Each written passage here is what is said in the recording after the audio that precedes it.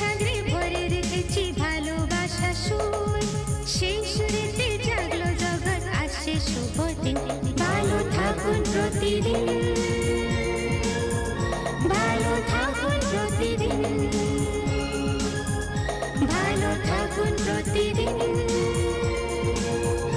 ভালো থাকুন প্রতিদিন। নমস্কার দর্শক বন্ধু, আপনাদের স্বাগত জানাচ্ছি ভালো থাকুন প্রতিদিন অনুষ্ঠানে। আমাদের যাত্রা অগ্রসর হচ্ছে, আমরা চরিত্র নিয়ে আলোচনা করছি। রামায়ণের বিভিন্ন রকমের চরিত্র, তার বিভিন্ন রকমের আঙ্গিক এবং বিভিন্ন রকমের শিক্ষা, অনেক তথ্য এবং সেগুলো জীবনে ঢালার চেষ্টা। এভাবেই আমরা চলতে থাকব। আজকে আমাদের এই বিষয়গুলিতে আলোকপাত করতে আবারও সঙ্গে পেয়েছি আমাদের প্রিয় রাজযোগিনী দিদি সম্পাদিতকে। নমস্কার দিদি। ওম শান্তি। ওম শান্তি। দিদি, আমরা যে জার্নিটা করছি, যে যাত্রাটা করছি, সেখানে রামায়ণের চরিত্র উঠে আসছে। একের পর এক এক চরিত্রকে আমরা বিশ্লেষণ করছি, ব্যাখ্যা করছি আর নতুনভাবে জানতে পারছি। গত পর্বে আমরা কৌশল্যার কুশলতা জেনেছি। আমার খুব জানতে ইচ্ছে করছে যে তার পরবর্তী যে স্ত্রীরা রয়েছেন, দশরথের যে স্ত্রীরা রয়েছেন, কৈকেয়ী, সুমিত্রা, ওনাদের সম্পর্কে আরও বেশি জানতে। আজকে একটু আপনি প্রথমেই যদি সুমিত্রার বিষয়ে বা আপনার যেভাবে বলতে ভালো লাগবে কৈকেয়ীর বিষয়ে যদি আপনি আমাদেরকে বলেন, আপনি একটু আমাদেরকে আলোকপাত করুন সেই দৃষ্টিতে। তো আধ্যাত্মিক জীবন অনেকেই মনে করেন আধ্যাত্মিক জীবন হয়তো একটা নীরস জীবন বা খালি খালি জীবন, ওই জীবনে আমি কেন যাব, ওখানে তো কিছু পাওয়ার নেই। কিন্তু এটা কিন্তু একটা মিথ্যে একটা ভাবনা। যারা এই জীবনের পথে এগিয়ে চলেছেন, হয়তো বাইরে থেকে মনে হবে অনেক ত্যাগ, কিন্তু অনেক প্রাপ্তি। যে পাওয়াটা যিনি অনুভব করেছেন, তিনি এই পৃথিবীর সব কিছু ছাড়তে পারেন। ওই পাওয়াটার মধ্যে এতটাই দিব্য অনুভূতি রয়েছে, সেটা ধরাছোঁয়ার বাইরে। আচ্ছা। তো আধ্যাত্মিক জীবন আমাদের ভরপুর করে তোলে। যেমন আধ্যাত্মিক জীবন আমরা দেখলাম কর্মকে নিপুণ করে তোলে, প্রত্যেকটা কর্ম সুন্দর হয়, কলা রূপে হয়, গুণ রূপে হয়। ঠিক তেমনি দেখা যায় যে আধ্যাত্মিক জীবন আমাদের সব দিক থেকে সমৃদ্ধ করে তোলে, সব দিক থেকে ভরপুর করে তোলে। এক কথা কোনো রকম খালি নেই, কোনো অভাব নেই, কোনো কিছু পাওয়ার নেই। স্বয়ং পরমাত্মা বলে থাকেন, হিন্দিতে একটা লাইন রয়েছে, পানা থা সো পালিয়া, সব কুছ পালিয়া। আচ্ছা। অর্থাৎ এই সব কিছু আমরা পেয়ে গেছি। এই যে একটা ফিলিংস, আর এটা কিন্তু একটা দিব্য অনুভূতি আমাদের এনে দেয়। কারণ আমরা যখন জীবনে প্রতিটা মুহূর্তে আমার যখন টেনশন ফিল হয় বা মন খারাপ হয় বা ডিস্টার্ব ফিল করি, কেন? কোথাও না কোথাও অভাব, কোথাও না কোথাও আকাঙ্ক্ষা, কোথাও না কোথাও চাওয়া রয়েছে। তো কৈকেয়ী হচ্ছে সেই প্রতীক, আধ্যাত্ম সাধনা যিনি করেন সেই সাধকের জন্য, অর্থাৎ সম্পূর্ণ প্রাপ্তির প্রতীক, ভরপুরতার প্রতীক। সম্পূর্ণ ভরপুর জীবন যদি হয়, তাহলে তার কাছে কোনো চাওয়া থাকে না। আমরা দেখি কৈকেয়ীকে, যখন তোমার কোনো ইচ্ছে যদি থাকে আমার কাছে বলো, দশরথ তার কাছে বলা হয়, দশরথ তার কাছে বলেছিল যে তোমার যা কিছু ইচ্ছা আমাকে বলতে পারো। তার কাছে সুবর্ণ সুযোগ ছিল, কিন্তু কৈকেয়ী কি বললেন যে না, আমার কিছু দরকার নেই।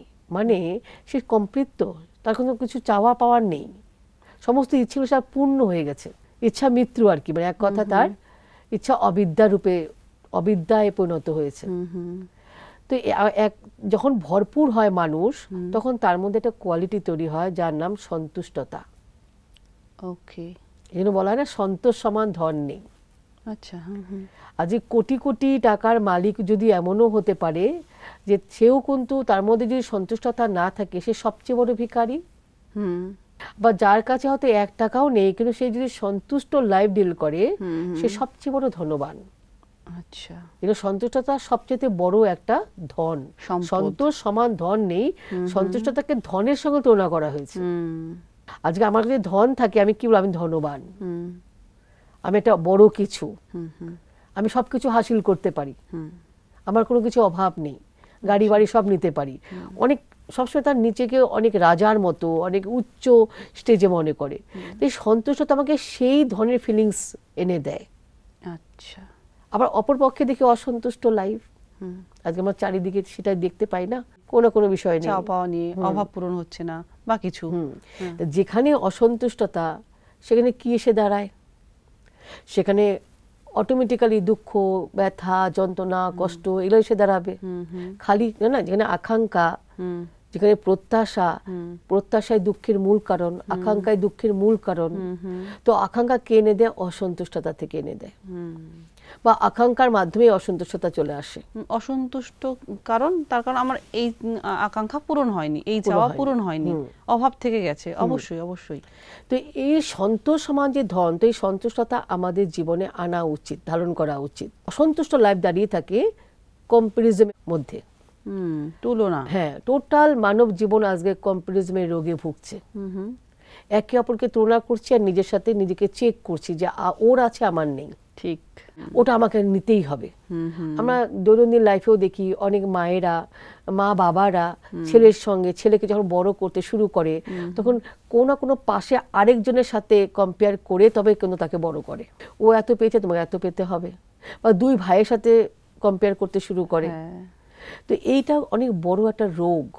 আচ্ছা, এই ক্ষেত্রে কম্পেয়ার করা উচিত না। যাকে করা হচ্ছে সেও শিকার হচ্ছে, সে হীনমন্যতায় ভুগতে পারে, সে ধীরে ধীরে পিছিয়ে যেতে পারে। দাদা ভালো, তুমি খারাপ।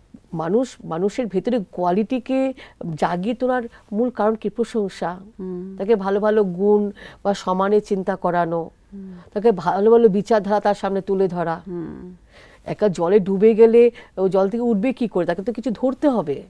ঠিক। তাই বড় হতে গেলে বা তাকে জীবনে অনেক অগ্রসর হতে গেলে ভালো শুদ্ধ বিচারকে তুলে ধরতে হবে। আর ছোট একটা বাচ্চা যখন বড় হয় তার সামনে শুদ্ধ বিচার সে জানে না, সে মা বাবা, পাড়া প্রতিবেশী, পরিজন তারাই তাদের সামনে তুলে দেয় যে তুমি ভালো, তুমি অটোমেটিক, তুমি এগিয়ে যাবে, তুমি অনেক দূর এগোতে পারবে। এই যে শব্দগুলো, অ্যাফার্মেশনগুলো, এগুলো কিন্তু একটা বড় মেডিসিনের কাজ করে। এবং শুনতে শুনতে সে কিন্তু অনেক বড় হয়ে যায়। অথচ আমরা কি করছি? এটা অসন্তুষ্ট লাইফ তৈরি করে দিচ্ছি। তোমার দ্বারা হবে না, তুমি পারবে না, তোমার দ্বারা কিচ্ছু হবে না, ও দেখো কত দূর এগিয়ে গেছে, ও ভালো। আমরা তো জানি যে ইভেন বলা হয় এভাবে যে বাচ্চারা ছোট থেকে যা শুনবে সেটা অনেক বেশি ওরা মনে রাখে এবং মনের মধ্যে ধরে রাখে, এবং সেই থেকে কিন্তু পিছিয়েও যেতে পারে। আর ভালো কথা তার সামনে থাকে, সে এগোতেও পারে। যে কিভাবে একটা আইকিউ লেভেল অনেক বেশি থাকা সত্ত্বেও একটা শিশু জীবনে হয়তো এগোতেই পারলো না। এক স্কুলে এক টিচার, সে পড়ায় এবং একটা শিশু সে কিছুতেই পড়াশোনা পারে না। মানে শিশুটাকে বলে যে তোর দ্বারা জীবনে কিছু এগোতে পারবি না, জীবনে দাঁড়াতে পারবি না, তুই দেখিস ওই ঠেলায় চালাবি আর নতুবা মাঠে ঘাটে গিয়ে কাজ করবি। এবং সেটা শুনতে শুনতে এক কথা বারবার শুনছে, আর টিচারের মুখ থেকে শুনছে। টিচারের প্রতি তো তার ফেথ রয়েছে যে টিচার তো কখনো মিথ্যে বলতে পারে না। টিচার যখন আমার জন্য বলেছে আমি মাঠে ঘাটেই কাজ করবো, তাহলে হয়তো অতটাই নিজ, হ্যাঁ এটাই আমার ক্ষমতা, এটাই আমার যোগ্যতা। ও ধীরে ধীরে পড়াশোনার লেভেল থেকে সরিয়ে নিয়ে আসে। হবে না তো আমার দ্বারা, একটা সাধারণ জীবন লিড করতে থাকে। প্রায় 30 বছর পর ওখানে একটা সায়েন্টিস্ট গ্রুপ ওখানে যায় ওই গ্রামে, গিয়ে আইকিউ লেভেলের টেস্ট করতে শুরু করে। এবং দেখা হয় যে ওই যে শিশুটি, যে একটা শিশু ছিল আর সে বড় হয়েছে, তার আইকিউ লেভেলটা অনেক বেশি। দেখা হয় যে সে এই জায়গায় কেন, তাকে তো অনেক বড় সায়েন্টিস্ট হতে পারতো। তাকে বারবার জীবন সম্বন্ধে আলোচনা করতে করতে দেখা যায় যে আজকে তুমি কেন পৌঁছেছে না, ওই একটা কথা সে ধরে রেখেছিল যে আমার দ্বারা কিছু হবে না, আমি মাঠে ঘাটেই কাজ করব, তাই না? তা আমরা এই কম্পারিজম বা কিছু না কিছু তার মধ্যে নেগেটিভ ইনফরমেশন আমরা দিয়ে রাখি, আর ওইভাবে সে ধীরে ধীরে একটা অসন্তুষ্ট লাইফ তৈরি করে ফেলে, নিজেই মানে এগোতে পারে না, তাই না? ভরপুর হওয়া উচিত আধ্যাত্মিক জীবন, আধ্যাত্মিক জ্ঞান আমাদেরকে এই পজিটিভ থটগুলো দিয়ে দিয়ে আমরা সেগুলোকে ধরে নিয়ে, আঁকড়ে ধরে নিই, আর আমরা এগোতে পারি, আমাদের জীবনের বিকাশ ঘটতে শুরু করে। আমি একটা উদাহরণ দিই যে একটা ব্যক্তি, তার খুব ইচ্ছে ছিল যে আমার মহল হোক। সে ভগবানের কাছে প্রতিদিনই প্রার্থনা করতো, এই ভগবান তুমি একবার আসো প্লিজ, একবার আমার একটা ইচ্ছা পূরণ করে দাও। তো ভগবান রোজই তার কথা শুনতো। সে বলতো ঠিক আছে একবার তো যাই। তো তার কাছে প্রকট হওয়ার পর সে বলছে কি চাস বৎস বল। বলছে না, আমার একটা অনেক দোতলা বাড়ির খুব ইচ্ছা, আমি তো একতলায় থাকি, দোতলা বাড়ির কি সুখ আমি জানি না, আমার দোতলা বাড়ি করে দাও, ব্যাস এটাই আমার শেষ ইচ্ছা। তো দোতলা বাড়ি করে দেওয়া হয়, তথাস্তু। দোতলা বাড়িতে তার সুখে থাকার কথা ছিল, হ্যাঁ, তার একমাত্র স্ত্রী আর একটা বাচ্চা, এত বড় বাড়িরও প্রয়োজন নেই, তবু তার আনন্দে থাকার কথা ছিল। একটা বছর সে ভীষণ আনন্দেই ছিল। কিন্তু তারপর সেই দক্ষিণ দিকে একটা জানলা খুলে দেয়, আর খুলে দেখে যে পেছনের বাড়িটা 3 তলা হয়ে গেছে, এবং তখন থেকে শুরু হয়ে যায় তার অসুখ, যে আমার তাহলে আমাকে 4 তলা করতে হবে। হ্যাঁ, তো এই যে একটা তুলনার দৌড় চলছে, একটা কম্পারিজমের দৌড় চলছে, এটা কিন্তু আমাদের কোথাও না কোথাও একটা অসন্তুষ্ট লাইফ তৈরি করে দিচ্ছে, তাই না? আর এখান থেকে শুরু হয় যাকে আমরা বলি শয়তান, মায়া বা রাবণ এর প্রবেশ। ওই জায়গাটা স্থান দেওয়া দরকার নেই, যে আমার যতটুকু আছে ওকে, হ্যাঁ যা আমি পাচ্ছি সেটাকে আমি আমার প্রয়োজন মতো অবশ্যই বাড়াবো, কিন্তু ওই ইচ্ছার দৌড়ে নয়, তুলনাত্মক দৌড়ে নয়। ও করছে আমাকে করতে হবে তা নয়, চাই আমি 100 পেতে চাই, কিন্তু ও 90 পেয়েছে বলে আমাকে 92 পেতে হবে এমন কোনো কথা নয়। আমি 90-এর কমও যদি পেয়ে থাকি আমি সন্তুষ্ট থাকি, বা বেশিও পেতে চাই, বেশিও পেতে পারি, হ্যাঁ, মানে আমার সাথে আরেকজনকে জুড়ে রাখবো না, তুলনায় আসবে না। জুড়ে রাখলে কি হবে, যদি আমি পেয়ে যাই ওকে, তখন ইগো তৈরি হয়, বা তোমার থেকেও বেশি আছে, ভালো তোমার থেকে, সে নাম্বার হোক বা ফার্নিচার হোক বা ডিগ্রি হোক বা ধন সম্পত্তি হোক। আর যদি আমি না পাই তখন হীনমন্যতার রোগী হয়, শিকার হয়ে যাই, যে আমাদের হয়তো কিচ্ছু হবে না, ওই পেয়ে গেল। আর যখন আমি হীনমন্যতার শিকার হই, একটা হীনমন্যতা আসার সাথে সাথে আরেকটা অবগুণ চলে আসে, আবার অবগুণের মালা তৈরি হবে, হ্যাঁ ঈর্ষা চলে আসে। আর যখনই ঈর্ষা আসে, যাকে বলি পরশ্রী কাতরতা, পরের ভালো দেখে আমি কাতর হয়ে যাই, দুঃখী হয়ে যাই, তখন তাকে কি করি, কোনো না কোনো ভাবে ডাউন করার চেষ্টা করি। আচ্ছা, অর্থাৎ তার তো অনেক কোয়ালিটি, এবার আমি কি করব, অন্য মানুষের কাছে, আদার্সের কাছে তার সুনাম না করে কোনো কোনো ত্রুটি তার সামনে তুলে ধরা, সেটা ঝুটমুট হয়ে হোক, মানে বানিয়ে হোক, মিথ্যা বলে হোক, একটা অবগুণকে ফোকাস করিয়ে দেওয়া। মানে এক কথায় দেখা যায় যে আমি পরশ্রী কাতরও হয়ে যাচ্ছি, হীনমন্যতারও শিকার হয়ে যাচ্ছি, মিথ্যে কথা বলার সংস্কার তৈরি হয়ে যাচ্ছে, এক কথায় তিলকে তাল করার অভ্যাস তৈরি হচ্ছে। এমনকি লোককে বলছে ওকে কিন্তু বলো না, মানে আমার ভয়ও তৈরি হচ্ছে, এক কথায় হ্যাঁ এইভাবে আস্তে আস্তে একটা অবগুণের শিকার হয়ে যাচ্ছি। তো এই সন্তুষ্ট লাইফকে অবশ্যই তৈরি করা দরকার, যে কি করে আমাদের সন্তুষ্ট লাভ হওয়া উচিত। প্রত্যেকটা মানুষ ইউনিক, তাই না? সবাই সবার মতো আলাদা আলাদা, কারোর সঙ্গে কারো মিল নেই। আর এই জার্নিতে সবারই একাই জার্নি, একাই চলা। তো এখানে কোনো রকম তুলনা করা বা কম্পারিজমের রোগে না ভুগে নিজেকে সমৃদ্ধ করে এগিয়ে চলাটাই সবচাইতে ভালো। আর এটাই আমাদের কৈকির থেকে আমরা শিখতে পাই, বা এই প্রেরণা আসে ওনার থেকে, যে আমরা কি করে নিজের গুণগুলোকে নিয়ে সমৃদ্ধ হতে পারবো, বা কমপ্লিট হতে পারবো, সম্পূর্ণ হতে পারবো, সম্পূর্ণ ভরপুর হতে পারবো। আর সন্তুষ্ট বা সন্তুষ্টতা একটা যে গুণ, এত বড় কোয়ালিটি, এই কোয়ালিটি কিন্তু আমাদেরকে অনেক উচ্চ জায়গায় পৌঁছে দিতে পারে। আমরা একসময় এর ব্যাখ্যা এইভাবে দেই, সন্তুষ্ট মানে আমি কেন অল্প, আমাকে এগোবো না, আমার স্কিল আছে, আমাকে এটাকে ইউজ করো, অবশ্যই করো। অসন্তুষ্ট হয়ে জার্নিতে নয়, সন্তুষ্ট থেকে আমি আমার বেস্টটাকে দিতেই পারি। মানে সন্তুষ্ট মানে থেমে যাওয়াও নয়, না, আমার মানসিক স্টেজ সন্তুষ্ট, ব্যাস। কিন্তু আমি আমার কর্মে থাকবো, কর্মে প্রবৃত্ত থাকবো, আমি উচ্চ পদে যাব, আমি আরো ভালো কাজ করতে চাই বা করব, কিন্তু যা পেয়েছি সেটাতে সন্তুষ্ট, একদম না পেলেও সন্তুষ্ট, অপেক্ষা করা। হ্যাঁ, একসময় হয় না, জীবনে কিছু আমি পেলাম না, কিন্তু আমাকে অপেক্ষা করতে হবে। আর যখন অপেক্ষা করতে হয় তখন কিন্তু আমরা ধৈর্য হারিয়ে ফেলি, ওই সময়টা বড় অবগুণ। ওই সময় ধৈর্যটাকে ধরে রাখা, সন্তুষ্টতা আমাকে ভীষণ হেল্প করে। যদি আমি সন্তুষ্ট থাকার চেষ্টা করি, তাহলে ওই ধৈর্য ধরে রাখতে আমাকে সাহায্য করে। আচ্ছা, মানে তারপর এটাও মালা, নিজে গুণ হয়ে আরো অন্য গুণকেও সাপোর্ট দিচ্ছে বা হেল্প করছে, সাহায্য করছে। আমি সন্তুষ্ট না থাকলে ধৈর্য তার গুণও আসবে না, ধৈর্য না থাকলে আমি সহ্য শক্তি ধারণ করতে পারবো না, যতই পরিস্থিতি আসুক না কেন। তো সেই ক্ষেত্রে এই গুণগুলোকে আমাকে জাস্ট ইউজ করা প্রয়োজন। এক বড় শাহুকার ছিলেন, তার খুব ইচ্ছে যে আমি প্রতিদিন গরিবদের কিছু কিছু দান পুণ্য করব। তো তিনি সবাইকে আওয়াজ করে বললেন যে তোমরা সবাই কালকে সকালে এসো, আর আমি প্রতিদিন এই মর্নিংয়ে তোমাদের সবাইকে কিছু না কিছু দান করবো, কোনোদিন কম্বল, কোনোদিন খাবার, রুটি ইত্যাদি ইত্যাদি। তো ওইখানে এত ভিড় হতো, বাচ্চাদেরকে তিনি করতেন, ওই ভিড়ের মধ্যে একটা মেয়ে রোজ দাঁড়িয়ে থাকতো। আচ্ছা, ওই মেয়েটা সবার শেষে নিত। এবং শাহুকাটা লক্ষ্য করলো যে মেয়েটা রোজ শেষে নেয়। কেন নেয়? কারণ যখনই ও নিতে যায় তখন ওই ছেলের দল তাকে ধাক্কা মারে, কোনো দিয়ে আঘাত মারে, হয় ল্যাং মেরে ফেলে দেয়, ওকে নিতে দেয় না। সবাই দৌড়ে এসে নিবে এবং তারপরে নেবে। ও তাতেও কিন্তু অসন্তুষ্ট হয় না, ও একটা জায়গায় খুঁটির মধ্যে দাঁড়িয়ে থাকে যথাক্রমে পিছিয়ে হ্যাঁ, ও কমপ্লিট হওয়ার পর সে কিন্তু নিয়ে যায়। হয়তো 2টো রুটি নিল, বাড়িতে তার মা আছে, ও দুজনে ভাগ করে খায়। সামান্য কম্বল নিল, ওটাই তারা ইউজ করে, সে কিন্তু হাসি মুখে নিয়ে যায়। তো একদিন রুটি নিয়ে যায়, বাড়িতে গিয়ে দেখে রুটির মধ্যে, রুটির ভেতরে সোনার কয়েন ছিল। তো সোনার কয়েনগুলো দেখে তারা তো খুব সৎ, কারণ সততা না থাকলে এত বড় কোয়ালিটিকে ধারণ করা সম্ভব নয়। তখন সে অবাক হয়ে যায় যে সোনার কয়েন। তোর মাটা বলছে, না না, এগুলো তো আমাদের নয়, তোমাকে তো রুটি দেওয়া হয়েছে, সোনার কয়েন তো দেয়নি, তুমি এটা পৌঁছে দিয়ে আসো। পরের দিন ওই মেয়েটা কয়েনগুলোকে নিয়ে ওই শাহুকারের কাছে যায়, জমিদারের কাছে। এই জমিদার বাবু, আপনি তো রুটি দিয়েছেন, কিন্তু রুটির মধ্যে আমি 3টা কয়েন পেলাম, এগুলো আপনি রাখুন। বলছে, না তুমি কিছু মনে করো না, এগুলো আমি তোমাকে দিয়েছি। না না না, এগুলো আপনি রাখুন, এগুলো আমরা কিভাবে খরচ করব, আমাদের রুটির দরকার। আচ্ছা। তখন জমিদার বুঝতে পারলো যে এদের মধ্যে সততা রয়েছে, সবচেয়ে বড় কোয়ালিটি, সে জীবনে অনেক দূর এগোতে পারবে। আর এই সততাকে নিয়ে তারা কত সন্তুষ্ট থাকে জীবনে, হাসি খুশি এটা লাইফ, কোনো রকম অসন্তুষ্ট নেই। মেয়েটা বলছে, হ্যাঁ আমার কোনো অসুবিধা নেই, ও ধাক্কা মারছে, কোনো দিয়ে মারছে, আমি সবার শেষে নিই, আমি এতেই আনন্দ, তাও তো আমি 2টো রুটি পাই, সে শেষে হোক আগে হোক আমি রুটি তো পাই।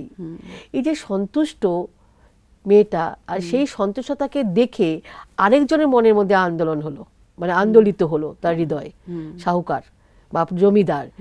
মানে একজনের সন্তুষ্টতার গুণ আরেকজনের হৃদয়কে আন্দোলিত করতে পারে, স্পর্শ করতে পারে। সে বুঝলো যে এই সততা বা এই সন্তুষ্ট লাইফ, এত সুন্দর একটা মেয়ে, এত বড় বড় হাই কোয়ালিটি, আমাকে এদেরকে দরকার। তো মা আর মেয়েকে তাদের রাজ্যে, মানে তার জমিদারিতে নিয়ে আসে, তাদের ঘর দেওয়া হয়, তাদের জমি জায়গা দেওয়া হয়, আর বলা হয় তোমরা এখানেই থাকো। জীবন পরিবর্তন হয়ে গেল, কি একটা গুণের জন্য, সততা, সন্তুষ্টতা। মানে এক কথা ভরপুর সন্তুষ্টতা, মানে আমি কমপ্লিট, আমি ভরপুর, আমার মানে এই চাই, কারণ ইচ্ছা তো কখনো কমপ্লিট হয় না। দিদি, আজকে আপনি যে বিষয়টাতে সব থেকে বেশি আলোকপাত করলেন, যে চরিত্রটা কৈকেয়ী, অর্থাৎ সে সম্পূর্ণতা আছে তার মধ্যে, অর্থাৎ ভরপুরতা আছে। আর ভরপুরতা কিসের মাধ্যমে আসে? সন্তুষ্টতার মাধ্যমে। এই তথ্য নিয়ে, এই ইনফরমেশনটুকু নিয়ে আজকে আমরা এই যাত্রা এখানেই স্থগিত করব। পরবর্তী যাত্রাতে আমরা এগিয়ে যাব।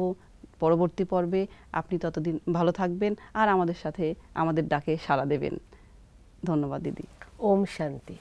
ওম শান্তি। দর্শক বন্ধু, যেমন আমরা প্রতিজ্ঞা করেছি আপনাদের কাছে যে গুচ্ছ গুচ্ছ তথ্য নিয়ে, গুচ্ছ গুচ্ছ সম্পদ, অর্থাৎ জ্ঞানের সম্পদ নিয়ে আপনাদের সামনে উপস্থিত থাকব, রামায়ণের কাহিনীতে এগিয়ে যাব, তেমনি আমি আপনাদের কাছেও প্রতিজ্ঞা চাইছি যে আপনারাও আমাদের সঙ্গে ভালো থাকুন, প্রতিদিন এই অনুষ্ঠানে জুড়ে থাকবেন, আর আপনারাও ভালো থাকবেন। পরবর্তী পর্বে আবারও দেখা হবে। ধন্যবাদ, ভালো থাকবেন।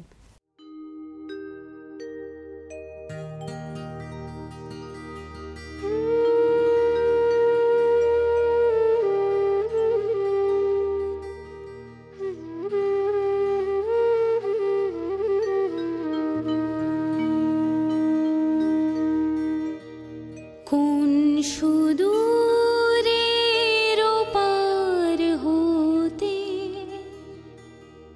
এসেছো মোদের উদ্ধারিতে।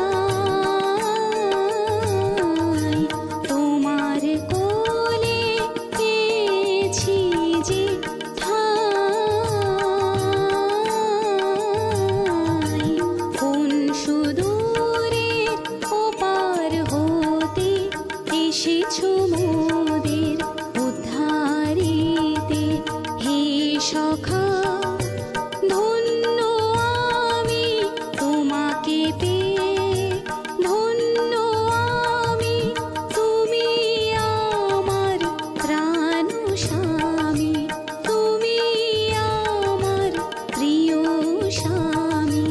কোন সুদূরের ওপার হতে এসেছো মোদের উদ্ধারিতে, কোন সুদূরের ওপার হতে এসেছো মোদের উদ্ধারিতে, কোন সুদূরের ওপার হতে এসেছো মোদের